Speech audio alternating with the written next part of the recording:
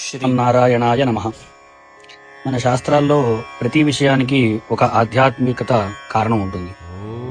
అలాగే మనం ఏ దిక్కు తలపెట్టి నిద్రించాలో కూడా మన ఋషులు చాలా స్పష్టంగా చెప్పారు.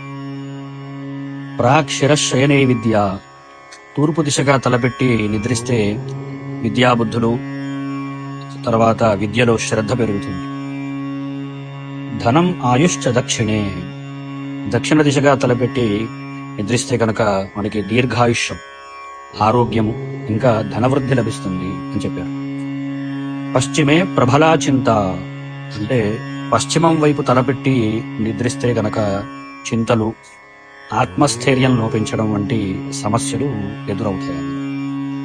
కానీ గుర్తుపెట్టుకోండి, హాని మృత్యు రథోత్తరే, అంటే ఉత్తర దిక్కు తలపెట్టి నిద్రిస్తే గనక అనారోగ్యము, భయము, మానసిక కలవరాలు మరియు మృత్యు భయాలు కలుగుతాయి అని చెప్పారు.